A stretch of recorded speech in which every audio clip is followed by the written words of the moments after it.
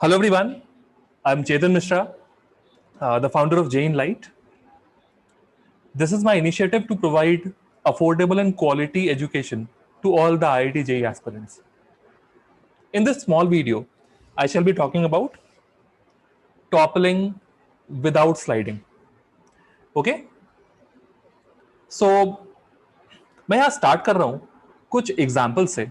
सब लोगों ने अपने रियल लाइफ में, डे टू डे लाइफ में देखा होगा कि अगर एक बुक रखी है ऐसे फ्लैट, मैं उस बुक पे एक फोर्स लगा रहा हूं, तो ये फोर्स ये फोर्स इस बुक को टॉपल नहीं कर सकता, इस बुक को टर्न नहीं कर सकता. लेकिन अगर इसी बुक को मैं इस पोजीशन में रख दूं या फिर मैं एक बॉटल को पुश करूं, so there are more chances that the bottle will fall down like this. लेकिन इस बुक के ज्यादा चांसेस क्या है कि ये स्लाइड कर जाएगा. This has more chances of sliding, but this has more chances of tipping. Tipping या टॉपलिंग एक ही चीज है. This is more chances of tipping. And अगर ये टॉपल करेगा, ये टर्न होके इस तरफ मान लो ऐसे गिर गया, ये होते होते I can say that this is the point of tipping. Right, ये इसके अबाउट नीचे गिरेगा.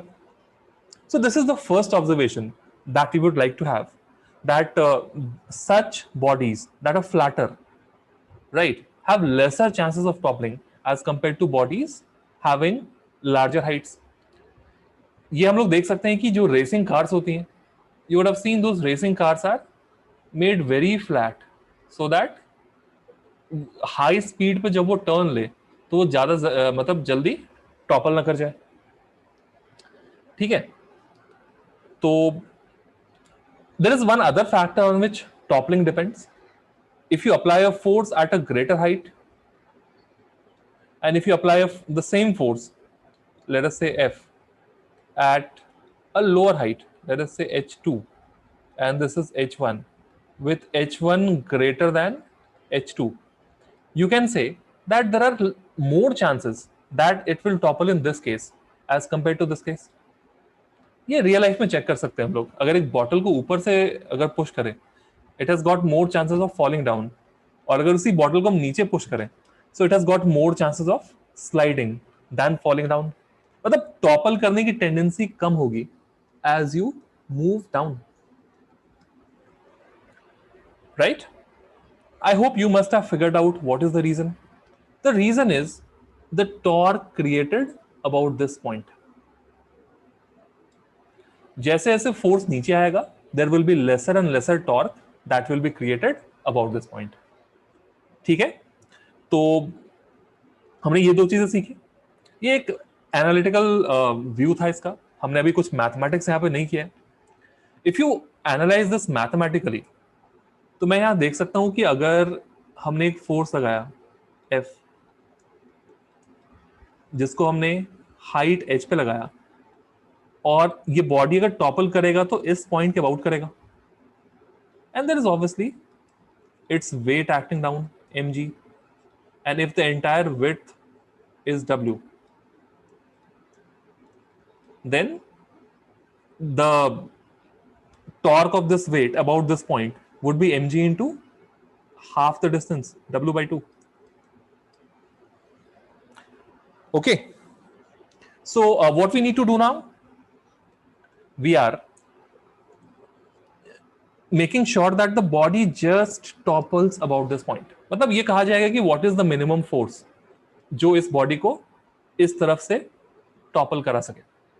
राइट, तो हम देख सकते हैं, if you observe about this point, F का जो टॉर्क है, that is created in what sense? The torque of F is created in the clockwise sense. The direction would be into the plane, but the sense would be clockwise. What about the torque of mg? Mg would be applying a torque, but mg will try to turn this in the anti-clockwise sense. mg will try to turn it like this. And obviously इस point पे there will be normal reaction and friction as well, but इन दोनों का torque यहाँ के about zero हो जाएगा. So we will only consider the torque due to force as well as mg. तो अगर यहाँ हम मैथमेटिकली इसको चेक करें, the torque is simply force into the perpendicular distance, this force into this gap, and this torque should be greater than the torque created by mg. Force इसको move कराना चाह रहा है क्लॉकवाइज, mg इसको move कराना चाह रहा है एंटी क्लॉकवाइज, और ये बॉडी टॉपल तब करेगा जब क्लॉकवाइज मूव करने की टेंडेंसी ज्यादा हो, राइट? तो what is the torque created by mg? So that is mg into this gap. So that is mg into w by 2. तो यहां से f की वैल्यू क्या आ गई?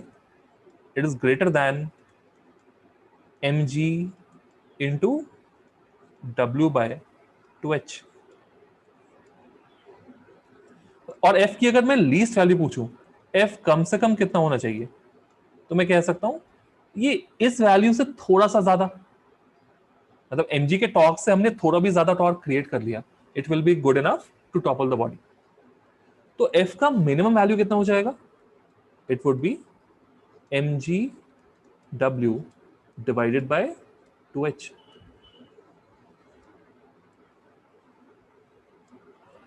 राइट? कम से कम इतने फोर्स की वैल्यू हमें इस पॉइंट पे चाहिए. I would want you people to think, अगर हमने फोर्स इससे थोड़ा नीचे लगाया होता, then what would have been the condition. और यही से हम सोच के देख सकते हैं, h का वैल्यू जितना ज्यादा होगा, मिनिमम फोर्स की रिक्वायरमेंट उतनी कम होती जाएगी, राइट? और ये अगर स्लाइड नहीं कर रहा है, there is one more condition, that f should be less than equal to the limiting friction.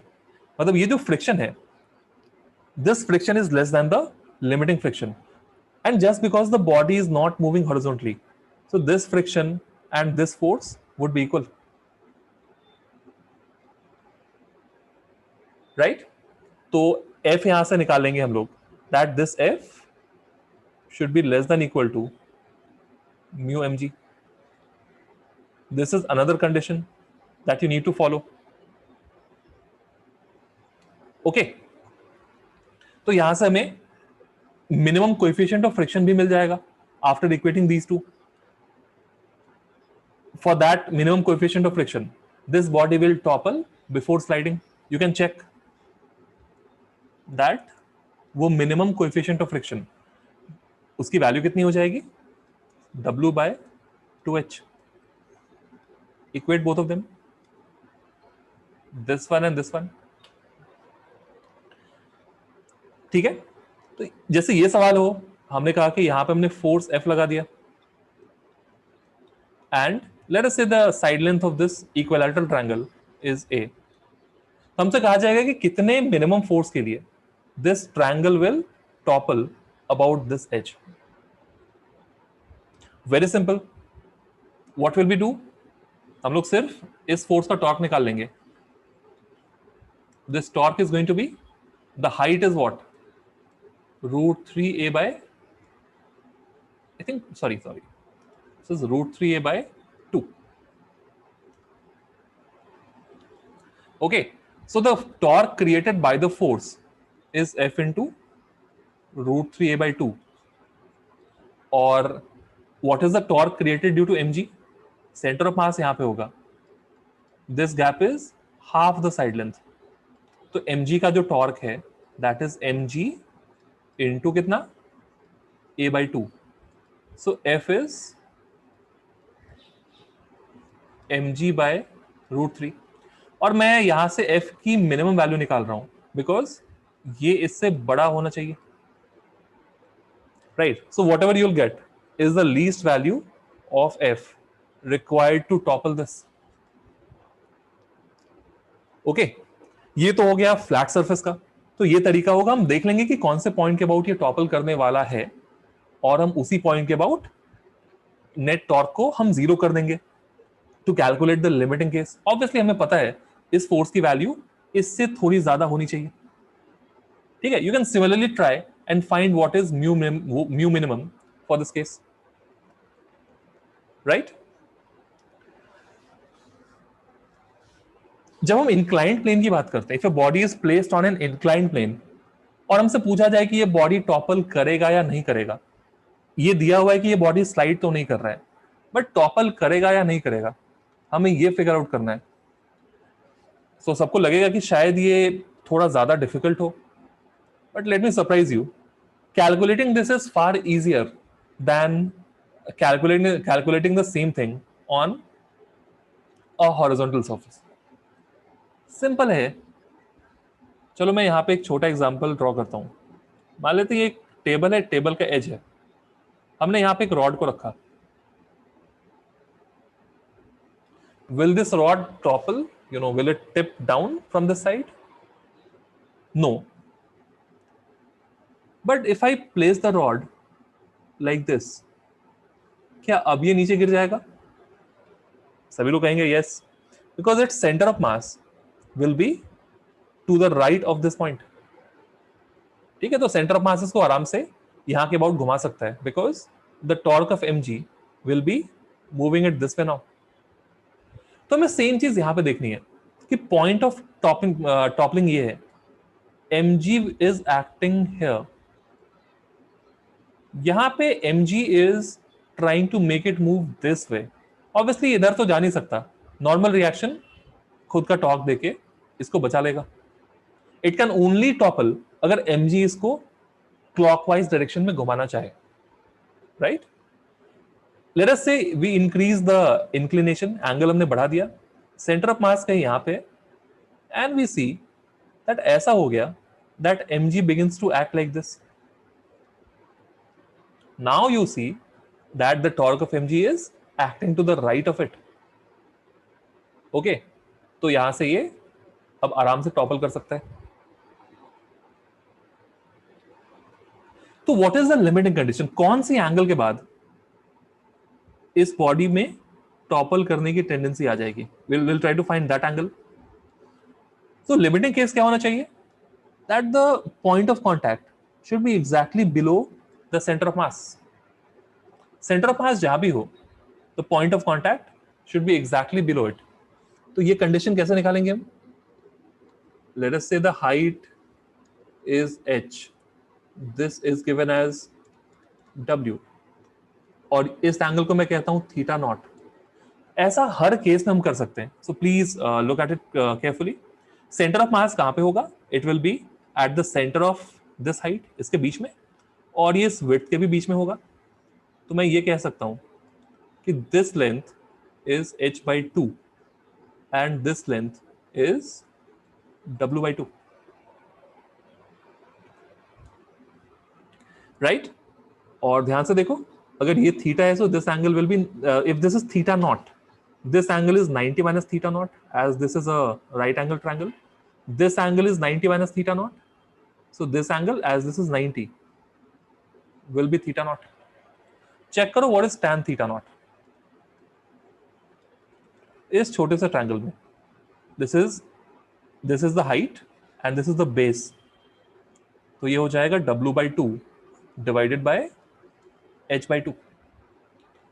सो यहां से थीटा नॉट की वैल्यू कितनी आ जाएगी? tan inverse w/h। मतलब अगर इंक्लाइन का इंक्लिनेशन tan इनवर्स w/h से ज्यादा है, that means this body will topple. If the inclination is less than this, that means the body will not topple, as simple as that. ठीक है, easy लगा? और हमें ये भी कंडीशन चेक करना है कि ये नीचे स्लाइड नहीं करना चाहिए। मतलब दैट कंडीशन इज व्हाट? जो डाउनवर्ड फोर्स लग रहा है mg का component, this should be less than equal to the limiting friction. ये एक अलग कंडीशन हमें यहां लगानी होगी।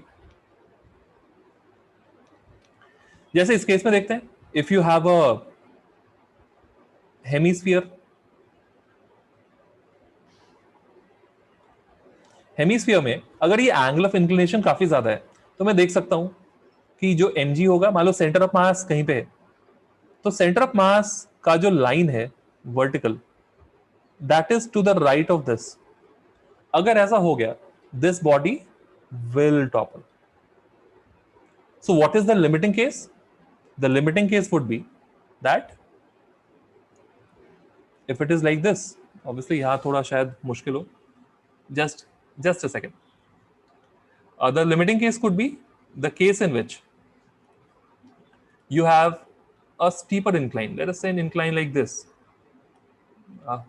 Ignore the color. Okay.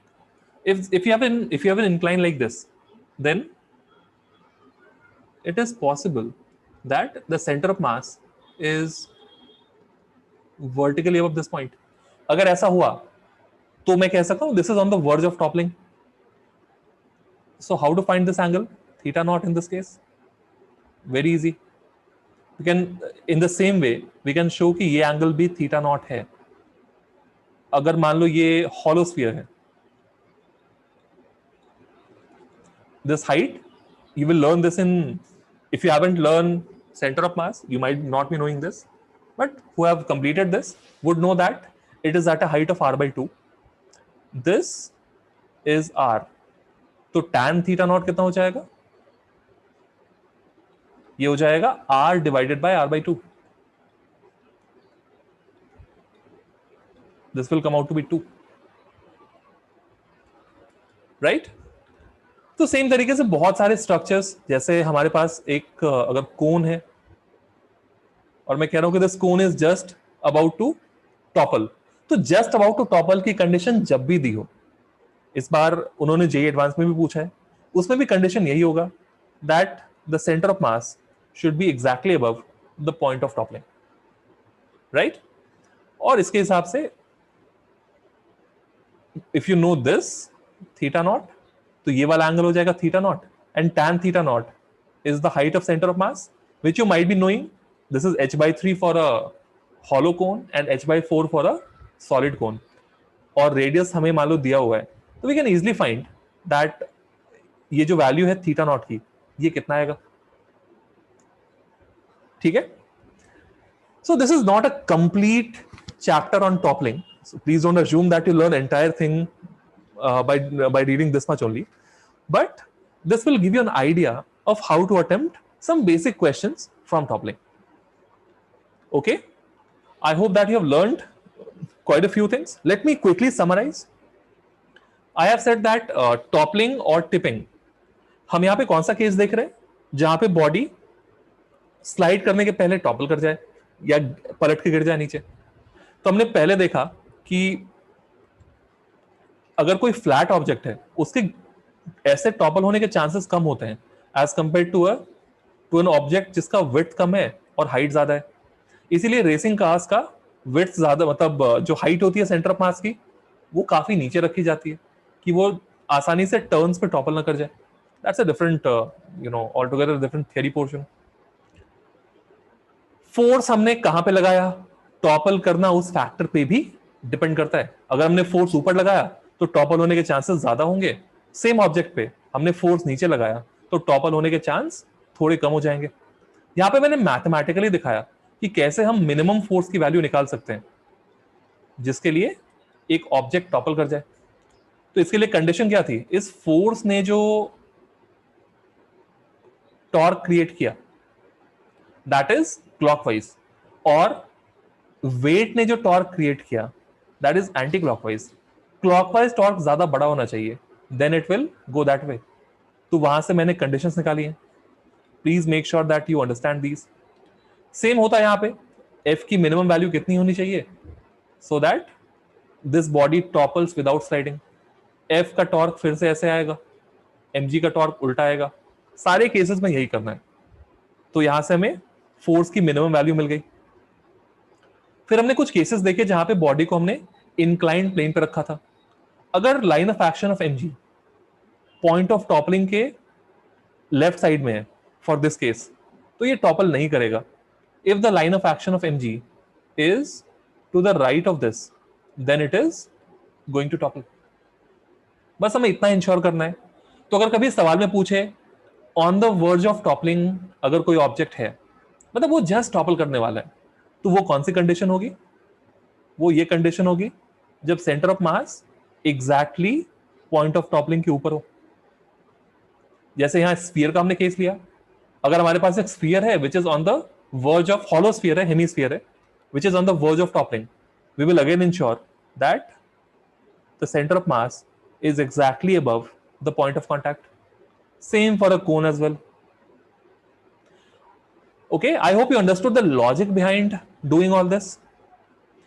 Yeah, but in all the cases, you have to ensure that the downward component of mg is less than the limiting friction. नहीं तो ये slide भी करना शुरू कर देगा. In all the cases, I have assumed that the body is not sliding. All right. Thank you for watching the video.